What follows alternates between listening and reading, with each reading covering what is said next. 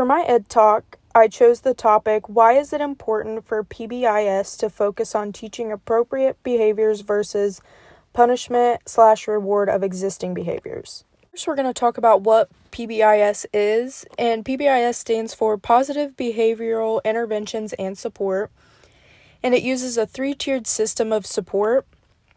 The first tier is support for every student in general education. It is expected that about 80% of students will be successful in this tier without any extra help.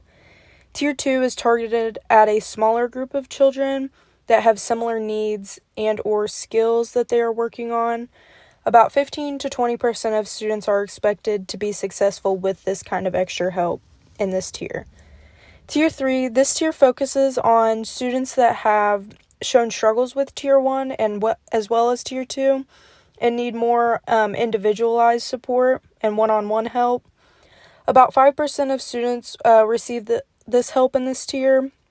However, if they are still not successful in Tier 3, they might be referred for educational evaluations. It's important to remember when we talk about these tiers that we remember they're just the kind of support, the level of support that the student needs, and it does not define the student, so the student should never be referred to as a Tier 1, Tier 2, or Tier 3 student.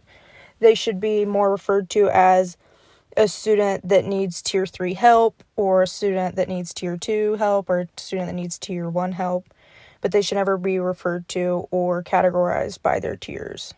Carlton et al. Said that the 7 top things that can have a huge effect on PBIS not working are competing priorities, philosophies, and practices, ineffective professional development models, hiring, retention, and turnover, varying levels of readiness of districts to implement this, limited or restricted funding, inadequate data support from state leaders. Even though every school and every situation is different, these are the 7 leading causes of why PBS is very challenging to implement into schools and to work fluently together. When I was researching about PBIS, I found the definition that said PBIS is a framework for creating safe, positive, equitable schools where every student can feel valued, connected to the school's community, and supported by caring adults. And I found this at pbis.org. Keeping students engaged and present in the classroom should be the main goal of every school. In the article, Using Positive Behavioral Interventions and Supports to Reduce School Suspensions by Gage N.A. et al., they talked about the importance of finding better solutions than suspension to teach children proper behavior. On page 132 of this article, it states approximately 1.7 million, or almost 6% of the K-12 students, had received 1 or more out-of-school suspensions during the 2015-2016 school year. Whether the suspension is in or out of school, the student is missing valuable time spent in the classroom or missing important curriculum. Now that I have explained what PBS is in more depth, let's look a little closer at the 3 tiers. Tier 1 is known as the universal tier. The purpose of this tier is to teach behavior expectations, develop positive student and teacher relationships, and increase behavior and academic success for all students, according to Gage et al.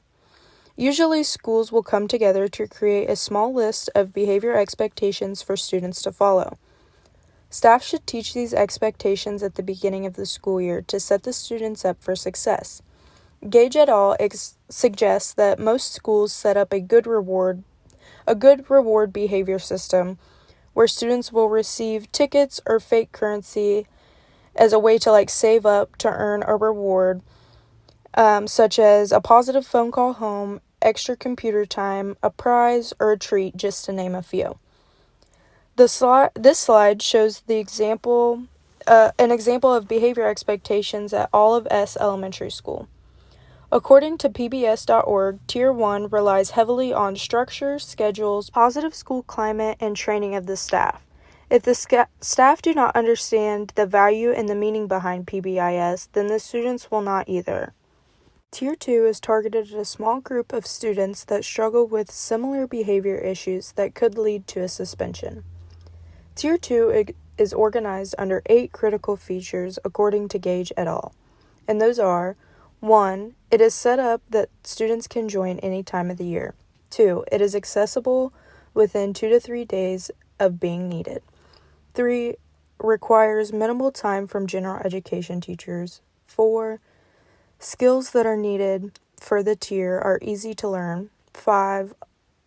The requirements align with the school's Tier 1 practice.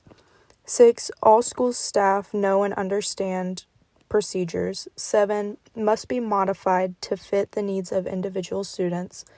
8.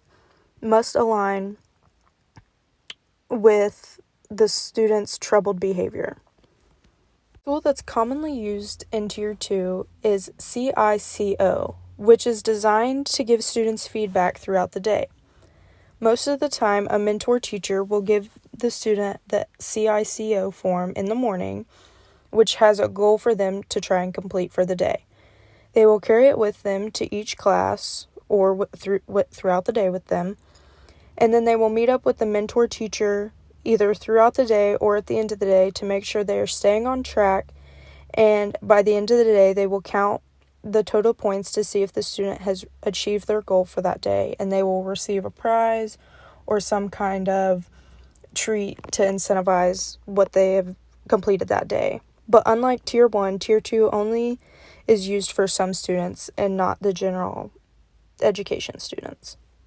Finally, Tier 3. Tier 3 is designed for students that are still struggling with behavior issues after trying Tiers 1 and as well as Tiers 2.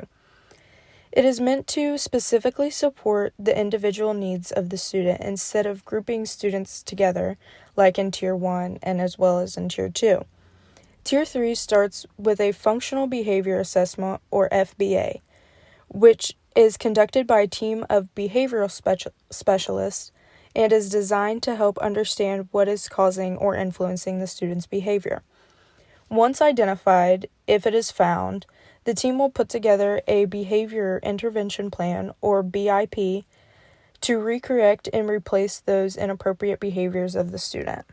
Now that we have looked at the 3 tiers of PBIS more in depth, we can discuss why schools should focus more on teaching appropriate behaviors rather than the punishment/reward of existing behaviors. When schools use one-size-fits-all systems, such as the punishment and reward system, it does not teach the student how to behave in the first place, and it can quickly set the student up for failure because they do not have set expectations to follow. By implementing the 3-tier system, it allows the school to set expectations for the students to follow and respect. If bad behavior is punished, it does not give the student an opportunity to learn behaviors to replace the inappropriate behavior. Instead, it uses a blanket punishment that might work for some but won't work for others, and groups them all into one category even though the behaviors could be completely different. Schools give students the opportunity to recreate behaviors and replace them. They are giving them lessons they can carry with them throughout life, rather than a memory of sitting in a small room missing the most valuable part of their life, their education.